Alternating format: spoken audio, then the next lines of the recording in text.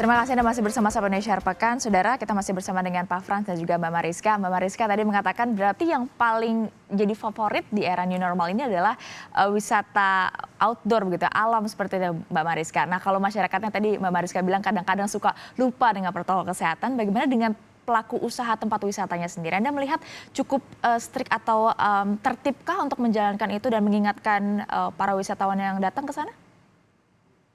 Kalau saya lihat di awal-awal memang semuanya sangat strict sih, karena gimana pun juga kan, misalnya kayak pada saat saya ke Pulau Macan gitu kan, itu semua kru pertimbangan pertama kan di kapal, semua kru kapal itu semuanya pakai masker dan otomatis kan sebagai tamu jadi merasa lebih tenang, lebih aman dan pada saat datang disambut juga pegawai di sananya menggunakan masker gitu. Jadi perlu diingat sama pelaku pariwisata, dengan kalian semakin strict bukan membuat tamu menghilang, justru malah tamu merasa lebih tenang, lebih aman gitu.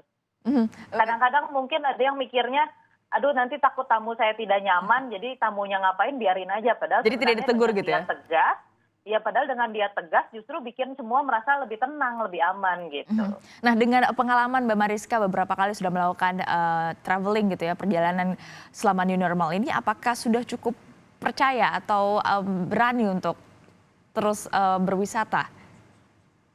Menurut saya dipilih sih. Sekarang itu memang kita nggak bisa berharap bisa balik 100% seperti dulu sebelum pandemi gitu kan ya. Okupansi kita nggak bisa berharap seperti normal lagi gitu kan. Gimana pun ini berbeda. Betul. Tapi mungkin yang bisa diharapkan adalah ada gerakan yang bisa at least menahan cash flow dari pelaku industri pariwisata supaya bisa survive saat ini gitu. Saya yakin nanti akan kembali, akan survive lah industri pariwisata Indonesia. Indonesia itu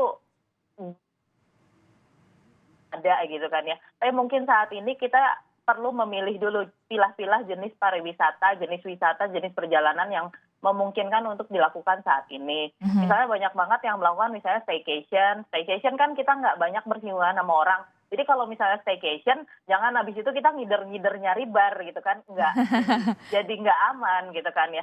Kalau mau kita menggerakkan restoran segala macam kan bisa beli, terus kita bawa ke hotel, kita makannya di hotel aja gitu. Kita bisa kalau misalnya mau dine in, cari tempat yang outdoor yang berjarak. Jadi sebenarnya sangat bisa dipilih sih menurut saya.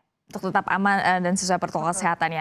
Terakhir, Pak Frans, Kemenparekraf menyiapkan anggaran 3,8 triliun. Salah satunya untuk hibah pariwisata dan juga itu berarti untuk membantu para pelaku usaha untuk menyediakan protokol kesehatan. Nah, dari amatan Anda untuk memastikan agar tujuan ini tercapai seperti apa, Pak Frans?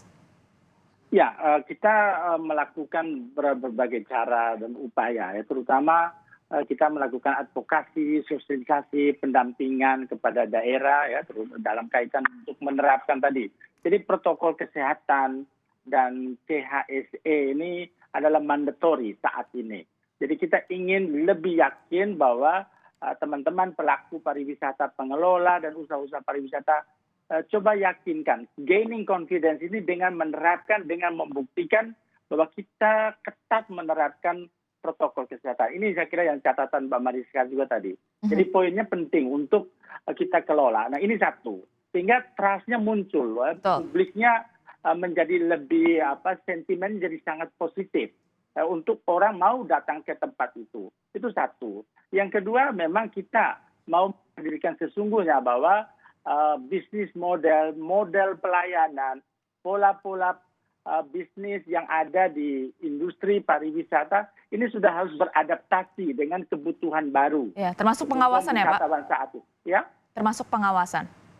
Iya, termasuk pengawasan. Nah, pengawasan ini sekarang kami sedang mengkampanyekan program Indonesia Care.